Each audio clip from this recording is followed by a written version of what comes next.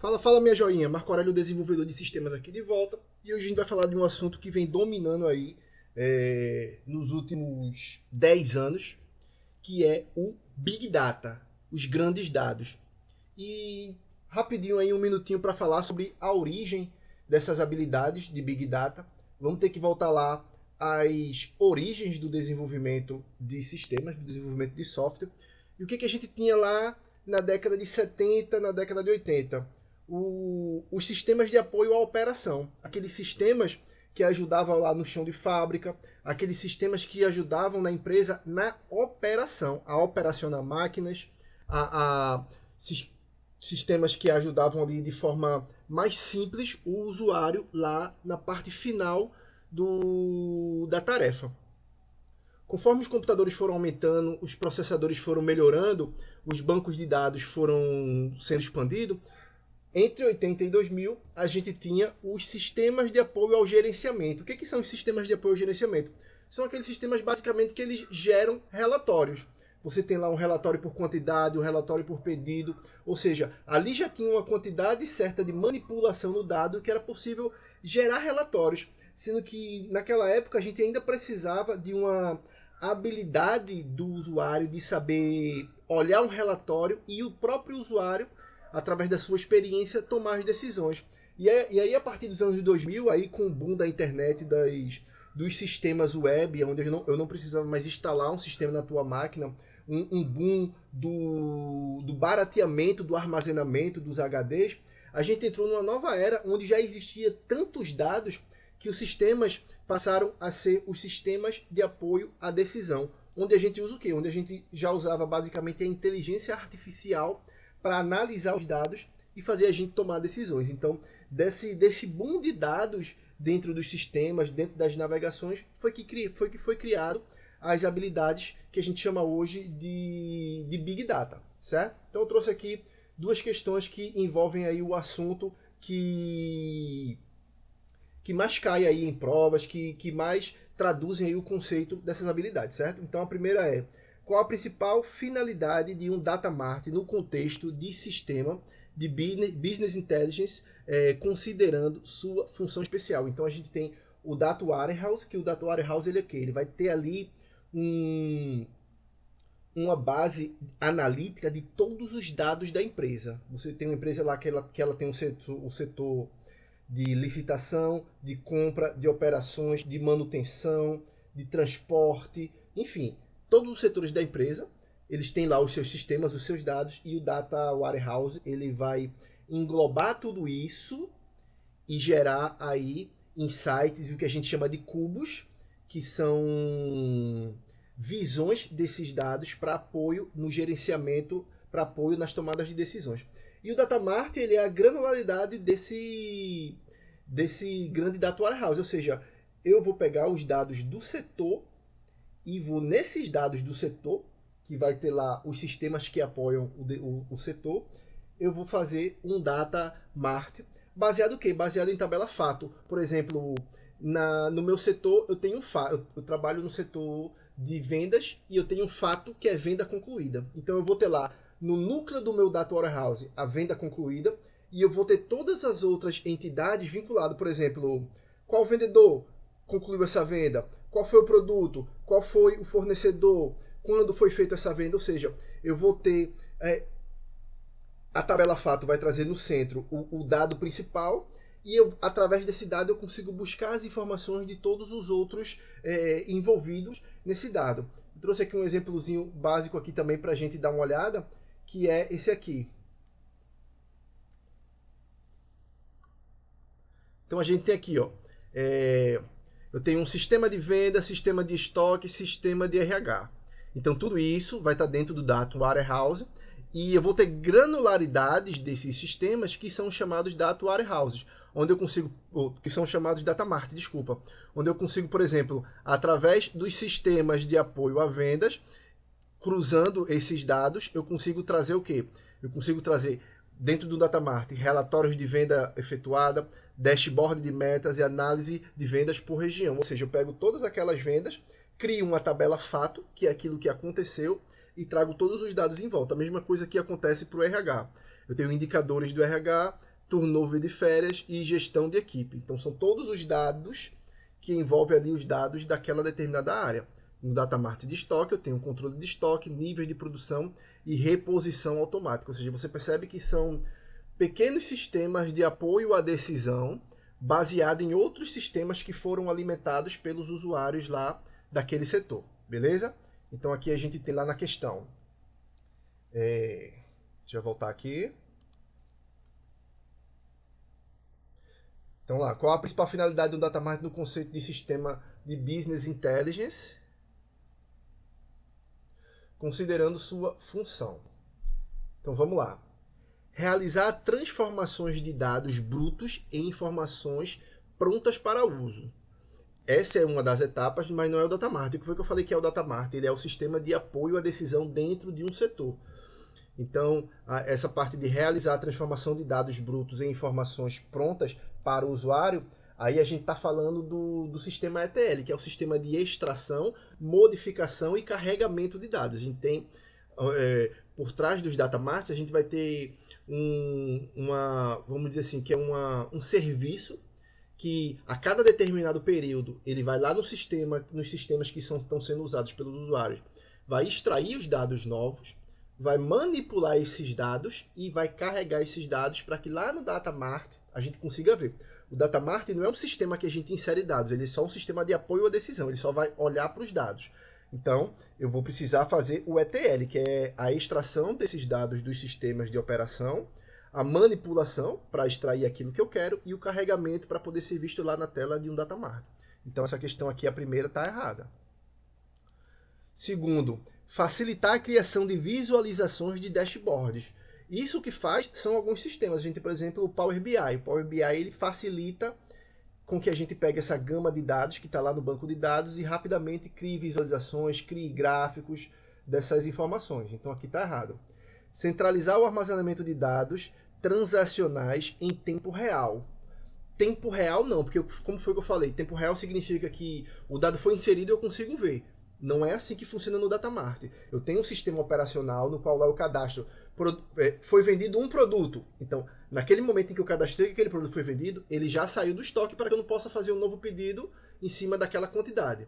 Então, esses são os sistemas que são tempo real. O Data Mart não. Como eu falei, ele precisa de que de tempos em tempos a gente vá lá no sistema, na base do sistema que está sendo atualizado diariamente pelo usuário, eu extraio os dados e eu faço o carregamento para ser visto do Data Mart. Então, quando eu falo em tempo real, os sistemas de apoio à decisão, tanto o Data Mart quanto o Data Warehouse, não trabalham com tempo real.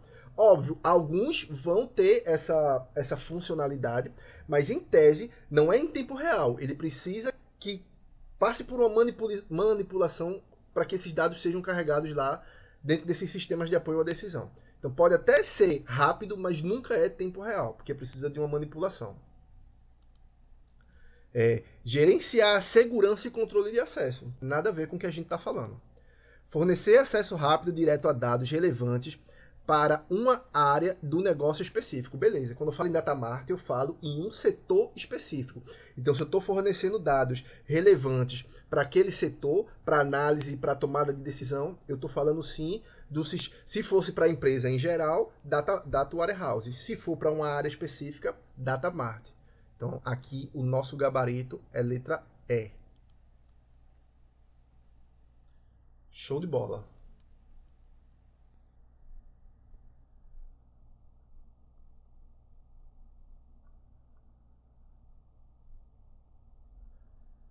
Próxima questão. Para um Data Warehouse com grande volume de dados históricos de consultas frequentes, o esquema Estrela geralmente apresenta melhor desempenho que o esquema Snowflake, pois minimiza a complexidade das junções entre estrelas. Então, eu expliquei o Data Mart e expliquei um pouco do Data Warehouse. Então, veja aqui, quando ele fala para um Data Warehouse, um grande volume de dados históricos, ou seja, aquilo que já aconteceu, e consultas frequentes, ou seja, aquilo que está sendo pesquisado agora, o esquema Estrela geralmente apresenta melhor desempenho que o esquema Snowflake. Então a gente vai ter que falar de um e do outro. Eu trouxe aqui uma tabelinha que eu gerei no próprio GPT para que a gente possa comentar um pouco sobre o que é o esquema estrela e o que é o esquema Snowflake, que é o que a gente chama de flocos de neve, certo? Então, o esquema estrela é aquilo que eu falei. Eu tenho um dado central, que pode ser, por exemplo, venda feita ou licitação concluída. Eu tenho o dado central e eu vou ter, vinculado a esse dado central, todas as informações para que ele possa ter, por exemplo, licitação. Qual foi a ata que ganhou essa licitação? Qual foi as empresas que concorreram? Qual foi a data dessa ata? Qual foi os documentos apresentados? Eu tenho tudo. E aí lá no Datamart eu vou ter uma base de todos os campeões em licitações, onde eu vou poder manipular ali quantos já ganharam, quantas vezes tal empresa já ganhou, nessa licitação aqui, o que já foi comprado, o que falta comprar, já está atingindo a meta do contrato. Então eu consigo ter todas essas informações porque eu tenho o fato no meio, que é a empresa que ganhou a licitação, e eu tenho as outras informações desse fato vinculadas a ela. Isso a gente está falando de uma estrela. E o Snowflakes, ele é chamado de floco de neve. Por quê? Não sei se você percebe, mas o floco de neve, quando você dá um zoom nele, você consegue ver entranhas, você consegue ver estruturas dentro do floco de neve. Então, é basicamente isso que é a estrutura de Big Data Snowflake. Você tem dados que você... primeiro, você normaliza eles, enquanto na estrutura da estrela eu pego todos os dados e carrego, ou seja, eu tenho muitos dados. No Snowflake não, no floco de neve não. Eu passo esses dados por um determinado algoritmo e eu faço um enxugamento deles, onde eu vou e eu desnormalizo, ou seja, eu tenho aquela informação uma única vez no banco. Eu não tenho aquela informação repetida várias vezes no banco. E essa diferença vai causar, por exemplo, diferença na velocidade da execução. Se eu tenho um banco de dados que eu não preciso fazer muitas análises, como é o caso quando eu já tenho todos os dados carregados ali, que é o caso da estrutura de dados de estrela, eu não preciso fazer muitos cálculos. Eu pedi, o dado está lá no banco, eu trago. Já no floco de neve, ele não vai estar lá no banco já carregado. Ele vai depender da lógica que eu faço ali de transação entre o banco de dados. Então, eu vou ter um maior tempo para retornar essa informação. Mas, ao mesmo tempo que tem essa dificuldade de eu ter um maior tempo para retornar a informação, eu posso retornar informações mais ricas. Por quê? Porque eu não tenho a informação já guardada. Eu programo a estrutura daquilo que eu quero perguntar.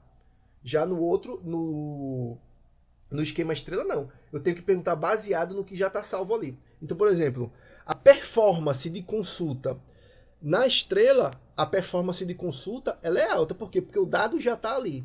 Já no floco de neve, a performance vai ser um pouco menor. Por quê? Porque eu vou ter programação rodando para poder me retornar.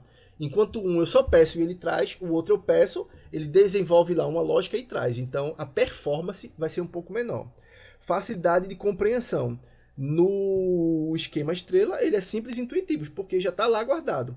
Já no esquema bloco de neve, eu tenho que entender aquele banco. Por quê? Exatamente porque eu vou precisar criar uma programação para trazer aquilo que eu quero. Então, em relação à facilidade de compreensão, eu preciso de mais tempo para criar um banco floco de neve, que vai me retornar dados mais granularizados, ou seja, mais detalhados, mas ao mesmo tempo eu preciso conhecer a fundo. Já o outro, o estrela, não. Basta eu dar uma olhadinha rápida nas tabelas que eu sei, com a experiência do cientista de dados, a gente já sabe o que a gente pode retornar. Facilidade de manutenção. O estrela tem uma maior facilidade de manutenção, já o banco floco de neve ele é mais difícil para manter devido às consistências entre as variáveis das tabelas. Então, ele fica um pouco mais difícil da gente conseguir fazer essa manutenção. Eu tenho que entender um pouco mais do sistema, do que o sistema faz, para conseguir dar manutenção nele. Aí, beleza, até agora eu só falei pontos negativos do floco de neve. Vamos dar uma olhada agora no ponto positivo. Armazenamento de dados. O esquema estrela ele tem um armazenamento muito maior. Por quê? Porque os dados vão se repetir várias vezes. Eu vou ter várias repetições da mesma informação. Já no banco de dados do floco de neve, eu vou ter uma menor redundância. Exatamente por isso. Eu boto o dado lá uma vez e a programação é que vai fazer as análises que vai me retornar aqueles dados. Então eu vou ter um banco de dados mais enxuto, fazendo com que o meu o meu custo com armazenamento seja um pouco menor. Flexibilidade e escalabilidade. Os dois têm boa, né? Tanto é que são os dois que mais foram à frente aí no decorrer dos anos. Integridade dos dados. Aí é onde vem. Lá no floco de neve, ou lá no esquema estrela, por eu ter muitas redundâncias de dados, ou seja, o dado aparece em vários lugares várias vezes, caso um deles mude, eu não consigo garantir que eu mudei em todos os lugares. Por quê? Porque eu tenho vários lugares onde aquele dado tem que modificar. E aí eu vou precisar de tempo, eu vou precisar de uma função, de alguma lógica, olhando para todos os lugares onde todos aqueles dados estão, para caso quando eu mude aqui, eu mude em todos. Já no floco de neve, não. Como eu tenho dado em um único lugar e é a minha programação que faz com que essa informação seja gerada ao usuário, eu consigo ter uma redundância muito melhor. Por quê? Porque trocou num lugar, a programação vai rodar, quando ela jogar lá para cima, ela já vai jogar com o dado correto. Então, se eu preciso de um banco onde a minha redundância, ou seja, o dado não pode se repetir, é algo crítico, eu vou fazer análise de risco. Se esse dado aqui, ele se repetir lá nos relatórios de apoio à decisão, é uma coisa crítica, vai mudar completamente, vai fazer a empresa perder milhões, então eu uso floco de neve. Ah, beleza. A gente está analisando curtidas da nossa página. A gente está criando um sistema de análise de curtidas. Vai fazer diferença eu ter um post lá que teve 30 curtidas e 32? Não vai fazer a mínima diferença. Ou seja, a redundância não é tão importante. A gente usa o banco de dados Estrela. Então, basicamente, essa é a diferença entre um e o outro. Um guarda dados mais enxutos e eu programo para poder jogar esses dados para o usuário. O outro eu guardo os dados brutos, completos. E aí é mais rápido de levar para o usuário porque já está pronto, mas, por outro lado, eu tenho redundâncias porque eu guardei a mesma informação lá várias vezes. Então vamos ver aqui o que a questão está perguntando. Para um data warehouse com grande volume de dados históricos e consultas frequentes, o esquema Estrela geralmente apresenta melhor desempenho que o esquema Snowflakes, flocos de neve, para minimizar a complexidade dos joins. Então vamos lá. Joins é exatamente a minha programação para fazer com que os dados vá lá para o usuário, certo? Então vamos lá. Para um data warehouse grande volume de dados históricos e consultas frequentes, o esquema Estrela geralmente apresenta melhor desempenho, ele é mais rápido porque eu não tenho programação envolvida. Eu tenho uma certa programação, mas eu não preciso cruzar os dados das tabelas, porque já está tudo ali. Tanto é que é redundante. Já tem em vários locais os mesmos dados. Pois minimiza a complexidade dos joins. Ou seja, realmente eu tenho menos joins quando eu tenho o esquema Estrela e tenho mais joins quando eu tenho o esquema floco de neve. É realmente isso. Então, está certíssima a resposta. Ficamos por aqui, pessoal. Vou separar aqui mais algumas questões aí. Você gostou aí da aula? Deixa o like. Compartilhe aí com quem está estudando aí essa área de desenvolvimento de sistemas, e especialmente aí voltado para Big Data, tá certo? Um abraço aí para todos.